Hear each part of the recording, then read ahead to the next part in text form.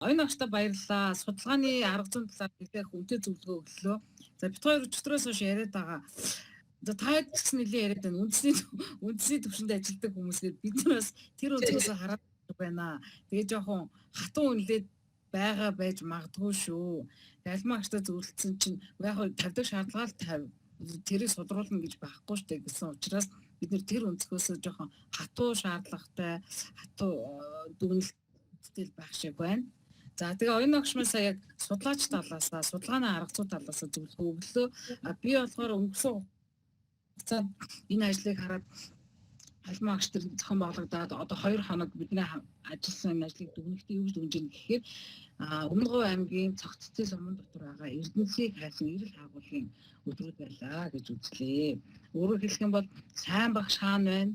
Сайн туршлага хаана байна? Тэрийг ирж хайж бүгдээрээ бие биендээ одоо олж илрүүлээ. За тэгээд тавьсан 10 илтгэлийг нэг товчхон ганцхан зөвлөлбөрөөр дурдъя. Би бол энэ ямар ч сая оюун агш судлаачийн зүгээс та нарыг үздэн шүү дээ. Би болохоор одоо сайн туршлага гэдэг үднээсээ одоо ямар туршлагууд та нар цааш нь бие биендээ суралцаад хоорондоо дамжуулж одоо бие биендээ суралцах шаардлагатай байна вэ гэдэг өнцгөөс нь харж байна. Нэгдүгээрт нь би Гэрэлмэн агшийн эрхлэгчийн илтгэлийг дурдах гэж ингээ удирдах ажилтны илтгэл орж ирнэ гэдэг бол маш сайн. Яагаад вэ гэхээр өнгөрсөн хугацааны туршлагуудыг харж байхад дан ганц багш нар хоорондоо ингээд багаар зохион байгуулалтаар ажиллаад удирдлагын дэмжлэг байхгүй энэ ажил айгүй үр дүн тар байдгийн.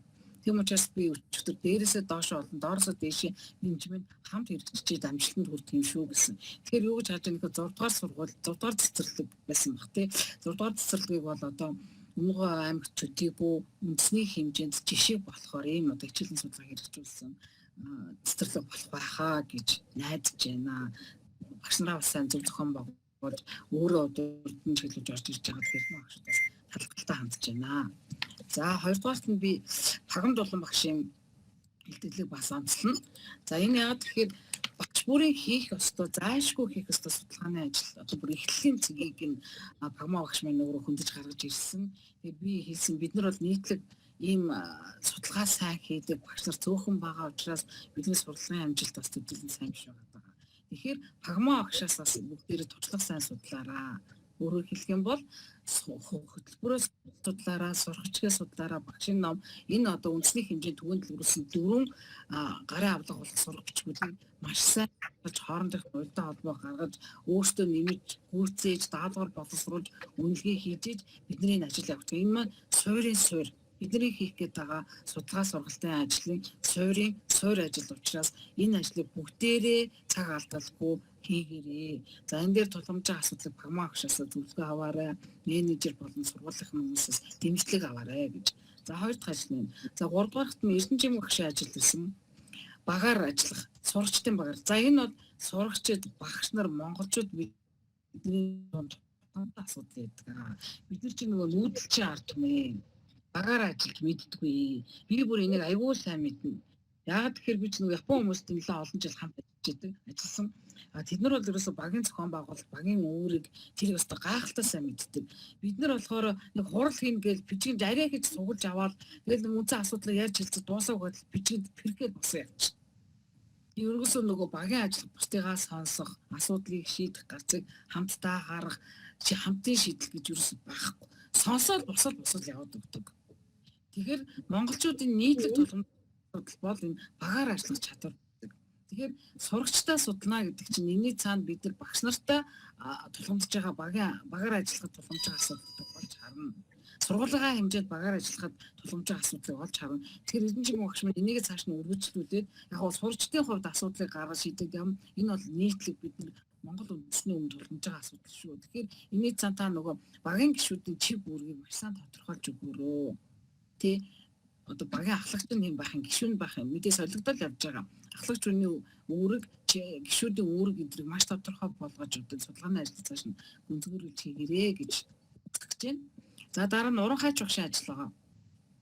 Мэдээлэл зүйн хичээлийг онлайнаар одоо зохион байгуулах боломжтой гэж. За боломжтой асуудал бол ойлгомжтой. Гэхдээ таныг би юу гэж харж байна гэхээр ер нь Өмнөговь аймаг цахим сургалтаар бусад аймагуудад жишээ болохоор ийм суурь ажлыг эхлүүлсэн байна гэж үзэж байна. Тэгээ энэний ажлыг өргөхдөө өтгөөд яваараа зөвхөн сургуулийн хэмжээнд биш сумынхаа хэмжээнд, аймгийн хэмжээнд нийт хүүхдүүдэд оролцоо ямар байна, хандлага ямар байна, ямар ахиц зөвчлөлт гарч ийн гэдэг үргэлжлүүлээд судлаад яваараа бид нар нийгэмдэр тохирч байгаа чи ерөөсөө ихний ажил хийж байгаа юм байна.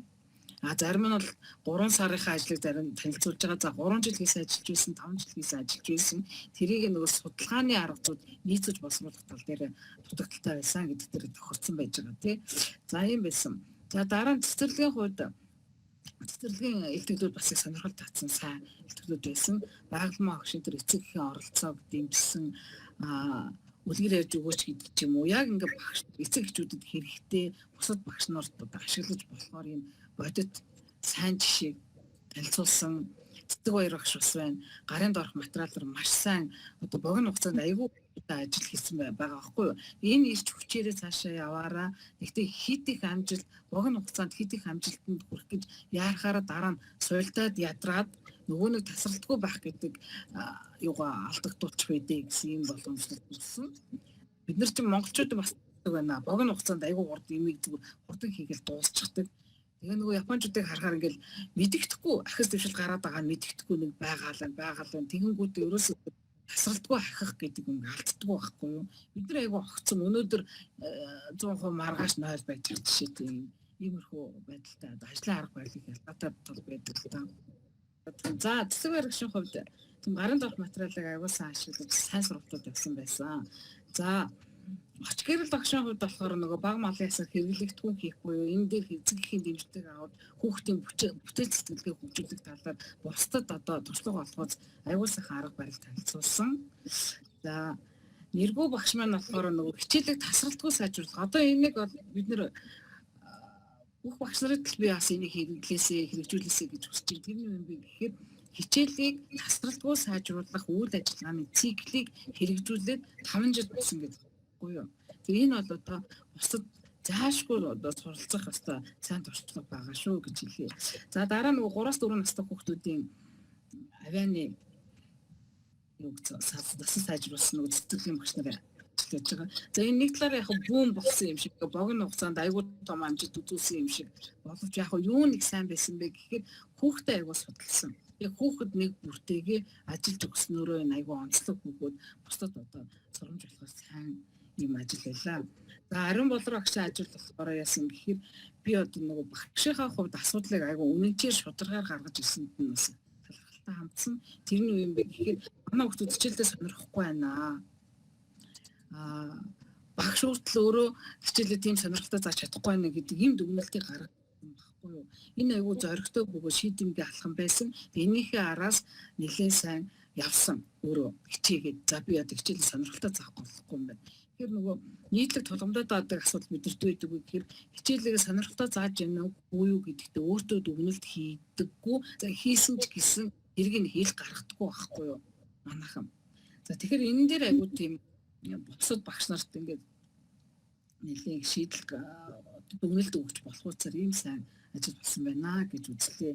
За тэгээ боловсролын хүрээлэнгийн хийсэн судалгаан дээр ингэж гарсан байдгийг одоо манай ерөнхий улсын сургуулиудын 70-80% нь багш төвтэй сургалтын арга зүйг хэрэглэсэн хэвээр байна гэдэг ийм дүгнэлт гарсан байсан. Тэгэхээр энэ хоёр өдрийн ажилт дээр та нарыг би юуг олж харж байгаа гэхээр та нар багш төвтэй сургалтаас татгалцаж сурагч төвтэй сургалт руу шилжих буюу тэрийг хэрэгжүүлэх чиглэл рүү орсон ийм 10 ажил танилцуулагдлаа гэдэг эргээр өгөөд одоо яг баталгаатайгаар үнэлж байна. За ингээд дүнгээ танилцуулна. Дүнгээ танилцуулах өмнө яг бас нэг сонирн болгоод нэг юм ярьчих. Би нөгөө Японд суралцж байхдаа цэцэрлэг дээр очиод ажиллаж байхад нэг юм цэцэрлэг сургууль хоёр байгаа учраас орчинтой холбоотой нэг жишээ л да. Цэцэрлэг дээр очиод нөгөө ажиллаж байхад ингээд багш нь хүүхдтэйгээ хамт тохиолдог байнга. Тэгээ багш нь хүүхдтэйгээ л хамт байгаад байдаг. Нэг хэдэн хүүхдийн донд багш орчхоод тоглосон, жийдсэн, жуулсан тэр өдөр тутмын үйл ажиллагаанд хамт байдаг. Тэгжээж нөгөө хүүхдээ судалдаг. Тэгээ нөгөө эцэг ихтэй ийм тэмдэглэл заавал хөтэлдэг. За өнөөдөр тэр хүүхд тийм үг хэлсэн, тийм тохиолдолд ийм хандлага гарлаа. Гэртээ яаж яана гэх ингээд нөгөө дэвтрээр дамжуулаад яг мэдээлэл банк өгдөг л дөө. Тэр нь энэний цаана юу харсан бэ гэхээр манайхаар болох нөгөө багш ингээд нэг дээр суугаад дээр яваад нэг хувцсан бас нэг жоохон тохиромжгүй байдаг. Багш нарын хувцсан ингээд бие барьсан. Тэгээ нэг юм жатайсан юм өмсдөг ч юм уу өсгийтэй хувцас заримдаа ч өмссөн л явж идэх харагддаг. Тэгээд дээрээс хандлагатай байгаад идэгюм.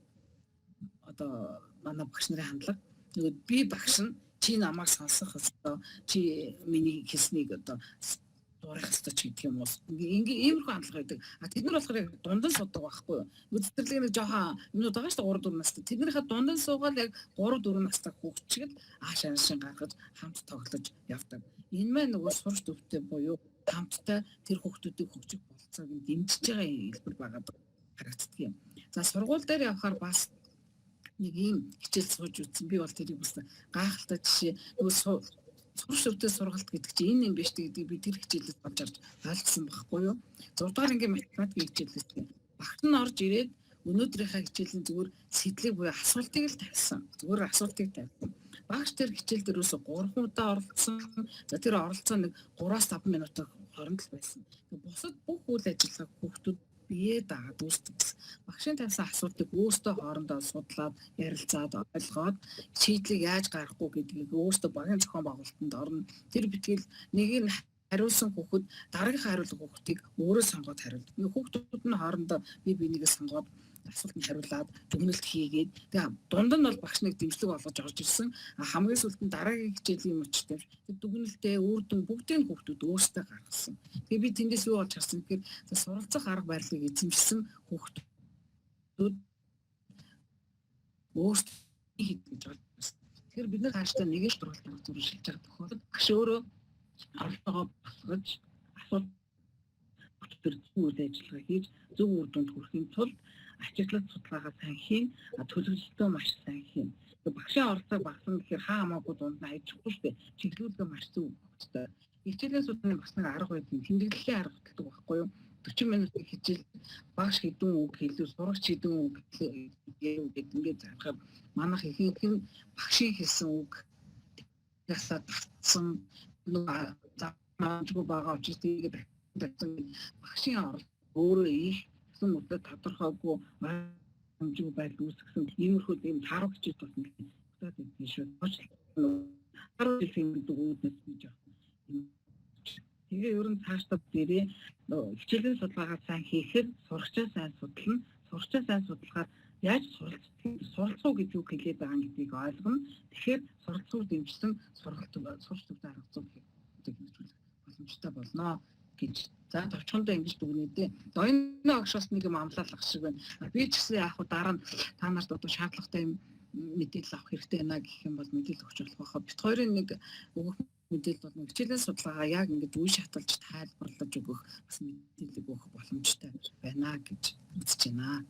За ингээ өгөх мэдээлэл боллоо. Дүнгийн танилцах тий бүгд одоо ингээд багш нараас санал асуулах яагаад дараа нь танилцуулъя гэх үү? За ярилцлагын дараа явуулаад байт. Ярилцлагын дараа гарчиж магадгүй. За энэ огч. Асуултаа. Одоо ярих хэрэгтэй. Одоо багш нараас асуусан юм хариулъя. За тэгээ. За багш нараас асуулт байна уу?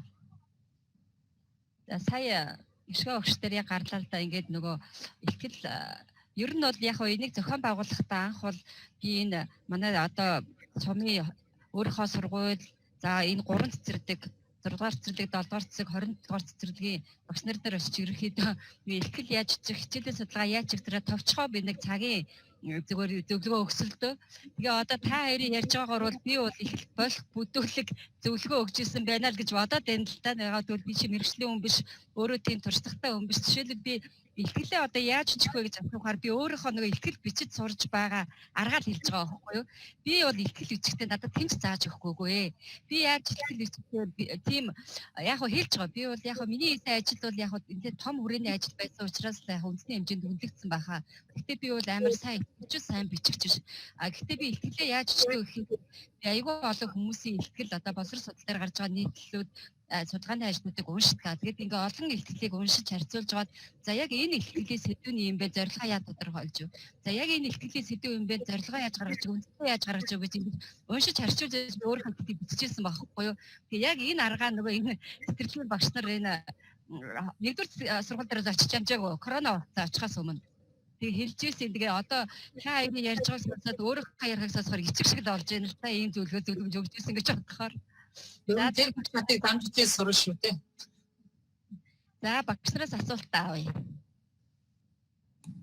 За би цаанаас өөрийнхөө бодлыг хэлэх гэсэн.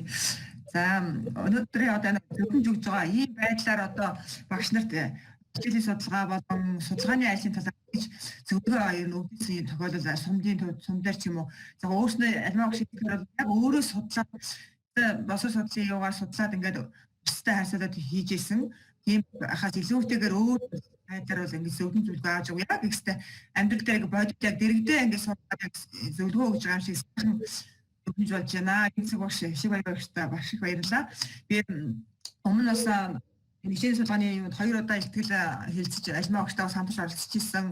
Ойсон бүрт байхтаач орж ирсэн. Унгавт ирээд нэг удаа орсон. 2 удаа ихтгэлийн юунд орсон. Мөн л ялгаагүй ихтгэл бич ийм арга технологи өөрийн нөгөө юу байхаас ингээд зөвлөн зөвлөгөөг бол өгдөг байсан тухайн үед нөгөө ихтгэл бичээд яхаар хариу мэдээлэл өгдөг шүү дээ. За энийг сайжруулаад ном зүй тийм биш үү. Бүр багаас нь эхлээд ингээд яг ингээд ихтгэл бичсэн гэж байгаа. Энэ бичээгүй эхэлж байгаа энэ хүмүүс анхны ингэж байгаа хүн зөвлөгөө өгч маш давуу талтай нэг сайхан байна. Бүр өстой би өөрөөсөө 2 өдрийн үешлээд би 2 бүтэн дэвтэр шиг хоёр болгоо бичээ сууж байна. Одоо бусад багш нартаа бас энийг түгээгээд өмнө ангийнхаа энэ судалгааны хэлийг одоо хичээлийн судалгаа гэдэг юм чи амжилуулнаа гэж би бодоо сууж байгаа. Тэгээ альмаа менежер маань бол маш одоо хурдтай өөрийнхөө хийсэн зүйлийг тухай бүрдэн ерөөсөө яг ингээд өнөөдөр өгсөн зөвлөл маргааш яг хэрэгжүүлсэн сууж идэг юм одоо чадварлаг менежер байгаа. Тэгээд энэ менежертэй бас бусад одоо менежерүүдээ бас төвчөө болоод яваарай. Энэ техникийн юу бас ингээд орон нутгад дахиад үзээгүй судлаг зөндөө багш нар үлдчихсэн. Тэртээ бас цааш нь түгээх ажил дээр самбарч ажиллана гэж бодож байна. Та нартай маш их баярлалаа. За баярлалаа. Хиншиг хоёр оюун цэцэг гэсэн хоёр зөвлөгөө өгсөн одоо маш үнэтэй мэрэгжлийн талаас зөвлөгөө өгсөн багш нартаа баярлалаа. Би өөрөө түүхний ухааны багш байна. Судалгааны талаар ялангуяа ихтгэлийн ямар журмаар яаж бичдэг маш нарийн бид нар шалгагддаг учраас яг тэрний дагуу маш үнэтэй зөвлөгөө өгсөн та бүхэндээ маш их баярлалаа.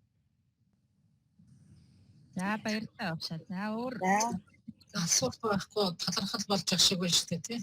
За энэ асуухгүй болтол ярьсан биш үстэй. за зохион Бараг тэгсэн шүү багш. За зохион байгуулалтад оролцсон бүх хүмүүстээ дээрээс нь зөвлөгөө өгч түүнд дэмжиж ажиллаж байгаа хоёр багштаа маш их баярлалаа. Тэгээд би бас асуух гэхээс илүү нэгэн баггүй байна. Би уг нь сая таны нөгөө нэг явсан бүх бичсэнээс нэг скриншот хийгээд уг нь авлаа. Тэрийг Gmail-ээр биднэрт явуулж болох болов уу гэж асуух гал. Саяны презентацийг үү? Тэг би скриншот уг нь хийж авсан юм. Тэгээ уг нь Gmail-ээр авчвал зүгээр байна гэж хэлэх гал. Альмаа багш байгаа үстэй альмаа. шиг хоёр өгч байгаа. Имэйлээр явуулсан шүү дээ үлдээж чамруу. За тэгвэл би имэйл араа альмаа багшаас авчих бүгдээр оргоор нь аваарай. Тэгж авч болно. Сайн ашиглаарай. Хоорондоо сайн. За баярлалаа. Өөр асуулт байна уу багш нараа? Асуулт. За тэгээд асуулт байхгүй бол дүнгийн сонсохгүй да. Би тэр хамгийн дургүй байсан шүү дээ гэж. За яриарай. Тэгвэл альмаа. За баярлалаа.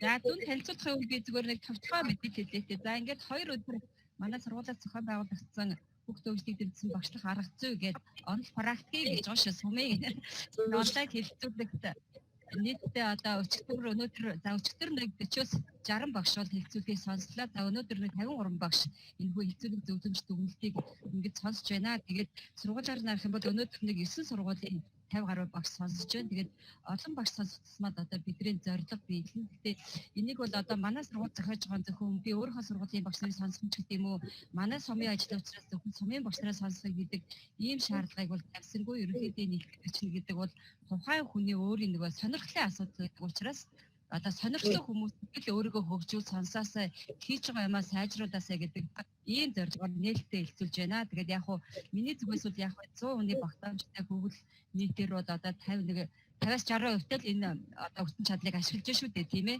Илүү орлон хүн бас сонсоосоо л гэж хүсэж байсан. Тэгээд нийт оролцсон хүмүүстээ баярлалаа. Тэгээд бидний энэ хүсэлтийг хүлээж аваад сумын гэж гололгүй тийм ээ хэлцүүлгийг маань шүүн тунгааж үнэтэй зөвлөгөөгөө өгсөн оюун цэцэг доктор профессор оюун цэцэг багштай доктор Ишигөө багштай бас маш их баярлалаа гэж хэлье. Тэгээд биднийг оролцож байгаа бас энэ сонсож байгаа багш нартай бас маш их баярлалаа. Тэгэхээр миний зүгээс ерөнхийдөө хэлэх юм нэ. За Ишигөө багш түнгээ танилцуулах уу. За тэгээ энэ бас нэг би тайлбар хэлье гэж бодсон. За тэгээ. За баярлалаа. Нөгөө гэж жоохон шүүмжлүүлээд байна л да. За шагналтай гэж шүүмжлүүлээд байна л да. Тэгээд би бас өчигдөр хэлжсэн энэ нөгөө манайх байгууллагын чанарын шинжилгээг хийж хэрэгжүүлэх гэдэг энэ төслийн маань сүүлийн ажил бол энэ байгаа. Тэгээд энэ бид нар ямар зорилгоор ингэж шагнал урамшуултад тавьсан бэхээр яг багшраа жоохон идэвхжүүлж оролцуулъя гэж ямар гэсэн. Одоо энэ авч мэдж байгаа. Энэ уг нь бол байгууллагын чанарын шинжилгээ төслийн хүрээнд бол багшрыг нөгөө шагнаж урамшуулах бол ёс байхгүй, журам байхгүй.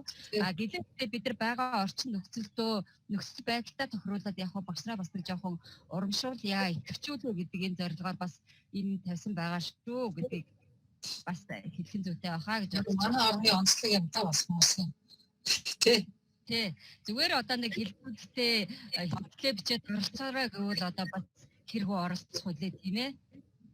Хөшөөр бас нэг хөшөөрөг болгож ингэж байгаа шүү гэж хэлээ. Цаашаа төслийнхөө сонсоод бол одоо шууд буруутгах бах тийм ээ. Нөгөө санхүү буруу зүйл зарцуулагдсан байна гэдэг их бах та.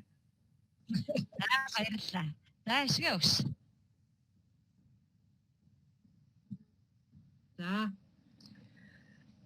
За альмаа багштай хоёр чиглэлээр хамтарч мэдээд байгаа. Нэгдүгээрт нь болохоор альмаа багш нөгөө сургуулийн хөтөлбөр танилцуулж сэтгэлийн уралдаанд төрүүлж ирснийг маш сайн тод санаж байна.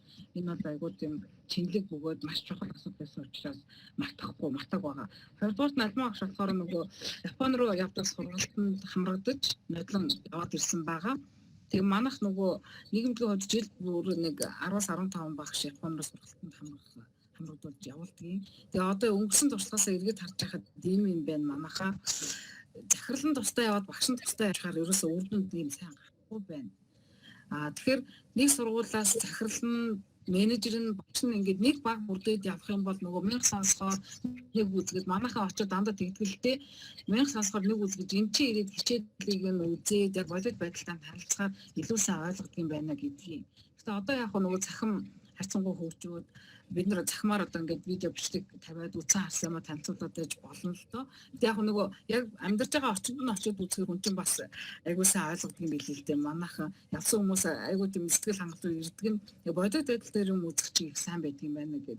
Тэгээд ингээд дүгэл тэгээд ахаар нэг сургуулиас нэг 3 хүн ч юм уу 5 хүн ч юм уу хамт яваад ирэх юм бол эргэж ирээд нөгөө сургуультай хэрэглэх нэвтрүүлэх айгуу үр дүнтэй байдаг юм билээ.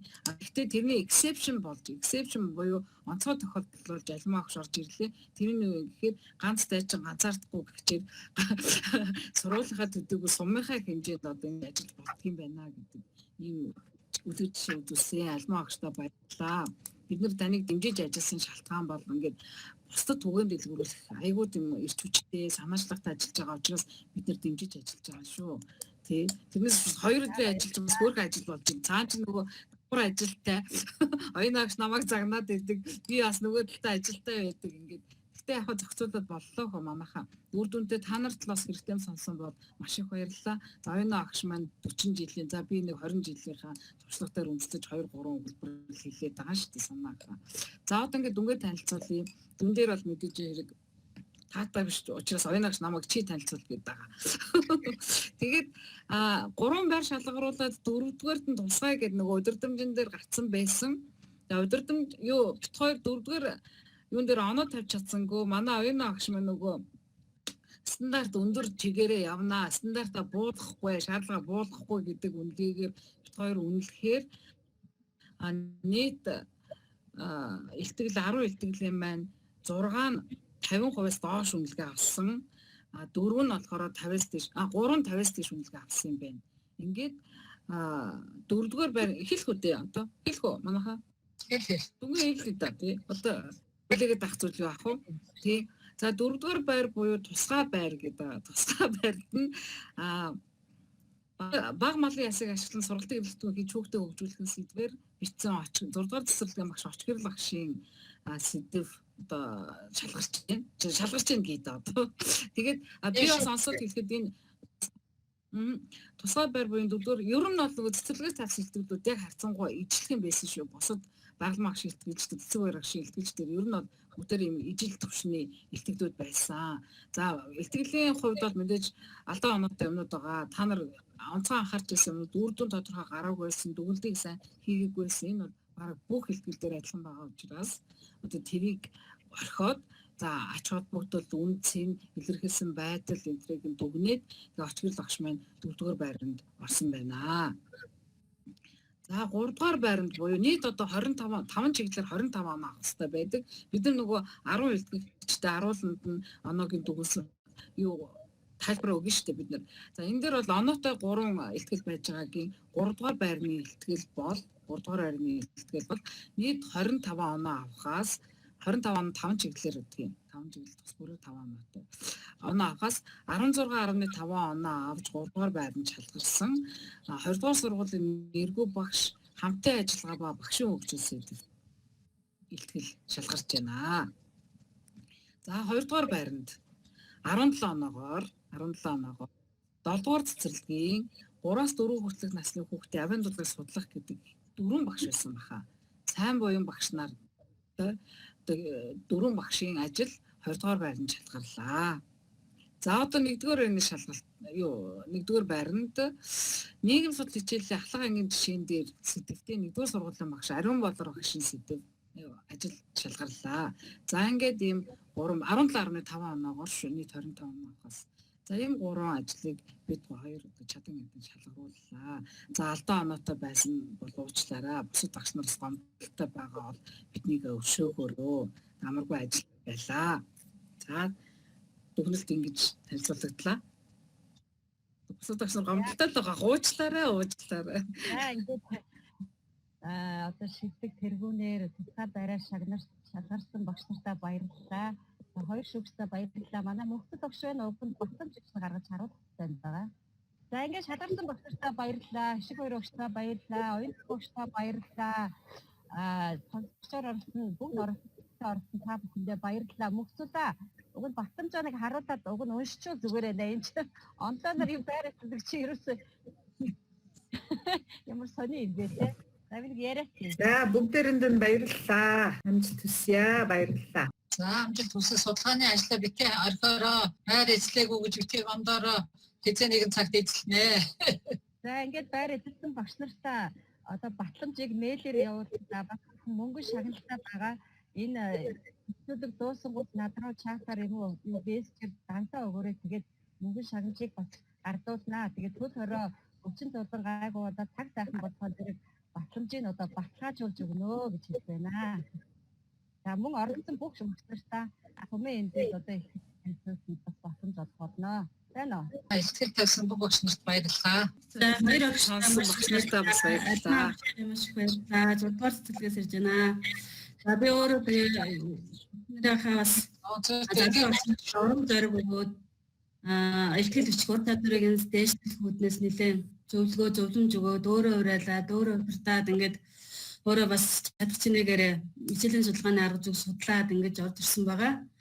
Тэгээ цаашдаа энэ үйл ажиллагаагаа улам судалгаа сургалтын үйл ажиллагаанд тусгаад ингээд явнаа. Тэгээд өнөөдрийн 2 өдрийн үйл ажиллагаанд ихэн сурч таньж мэдлээ. Тэгээ залуу боловсон хүчин ихтэй. Тэгээ залуу боловсон хүчнүүдээ улам их чанаржуулах, сайжруулах ийм сайхан зөвлөгөө мэдээллийг бас үнэтэй зөвлөгөөг харамгүй 2 өдөр хуваалцсан та бүхэндээ маш их баярлалаа. За тэгээд бүгдэнд нь амжилт хүсье. Баярлалаа. Маш их баярлалаа багшаа. Танад хүлээлттэй байгаа шүү. За ингээд ихтгэл багш нартаа баярлалаа. За хоёр шүүгчтэй бас баярлалаа. За Элма менежерт ингээд бид нар ингээд ихтгэл тавих боломжийг олгосон ингээд энэ орчин бүрдүүлж өгсөн Элма менежерт баярлалаа. За ихтэй дуудаад юу гэдэг дэлгэцээ томруулчих. За энэ Дүүрээ харчия. ариун бодлого. За нэгдүгээр сургуулийн багш ариун бодлого танаа. За тэгтээ сумын хүүхдээ хөгжлийг дэмжсэн багшлах арга зүй сэдвт онц практикийн онлайн хэлэлцүүлэгт хүүхдийн өвдгийг дэмжсэн арга зүй сэдвт хэлэлцэж за тэргүүн байр эзэснийг батламжлаа. Тэгтээ сумын 20 дугаар сургуулийн захирал ган жаргал за сургуулийн менежер ажлаа 2020 сарын 25-нд гэсэн батламжийг за ариун бодлоготой гаргуулж байна. Ингээд ариун бодлогоор багштай баяр хүргье. За дараагийн хэлбэр. Баяр хүргье. Адилхан за манай нэг онцлог байгаа энэ манай 7 дугаар цэцэрлэгт бол цэцэрлэгийн багш 3 эмэгтэй багш байдаг. За энэ 2 бүлгийн багш маань 2 бүлгийнхаа эмэгтэй багштай нийлээд за сайн биеийн багш ахлаад энэ хүүхдээ хөгжлийг дэмжсэн багшлах арга онцлогын баг сурал 3-аас 4 хүртэлх настай хүүхдийн авианы дуудлагыг судлах гэдэг энэ хэлбэрийг багаараа маш амжилттай бичиж ингээд 2 дугаар байрыг эзэлсэн байна. Тэгээд цэцэрлэгийн одоо сайн биеийн ахлагчтай багш нартаа бас маш их баярлалаа. Баяр хүргье. За 3 дугаар байрыг 20 дугаар сургуулийн багангийн багш Х нэргүй би оюун эрдэнэ нарын бичсэн хамтын ажиллагаа багшийн хөгжил гэсэн сэдвт ихтгэл 3 дугаар байранд орсон байна. За тэгээ энэ багын оюун эрдэнэдээ Х нэргүйдээ бас баяр хүргье. За тусгай байрыг 6 дугаар цэцэрлэгийн багш Очгирл багш маань за малын ясыг за нөхөн хардгүй ашиглан сургалтын эрэлтгүүнийг хийж бүтээх гэдэг ийм ихтгэл тавьсан байгаа. Тэгээд Очгирл багштай бас баяр хүргэе. За энэ манай 6 дугаар цэцэрлэг бол дэг цэцэрлэгээс 3 ихтгэл орсон байгаа. Тэгээд энэ зохион амжилттай зохион байгуулалт оролцож байгаа гэрэлмаа эрхлэгчтэй бас баяр хүргье.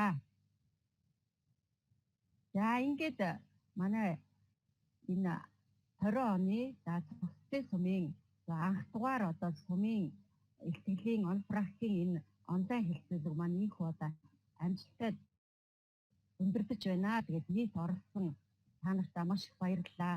За доктор профессор Оюнцэг багш, за доктор Хишиг Баяр багш хоёртоо бидний ажлыг одоо тийм ээ сумын гэж голбоо дэмжиж тусалж за маш их үнэтэй зөвлөгөөгөө хайрлаж багш нарын хөгжилд одоо үнэтэй хувь нэмэр оруулсан маш их баярлалаа. Бидний зорилгууд одоо ихтгэлийг ингээд нэг хичээл уралдуулах нь гол зорилго байгаагүй гол нь багш нараа энэ зүйлээр хэмжүүлээд сургалт байдлаар одоо хөгжүүлэх гэж зорьсон. Тэгээд бидний энэ зорилго маань маш амжилттай бийж бол бидний зөвс маш тодорхойтой байна. За бүгдэнд нь баярлалаа. Болонтын дараа олон хэрэгтэй цэгүүдэд тэр харагдах байна. Манай нийгэмийн массгийн ингээд сайт байгаа шүү дээ 5 хүн орж байгаа байх гэж бодож байна. Хин альма мэдээ бичээд Хишиг Баяр багшлуу явуулах юм бол манай сайтн дээр энэ хэлцүүлгийн талаар мэдээ тавьж болно. Зураг хөргөө авах боломж өгд юм уу цахимчаад.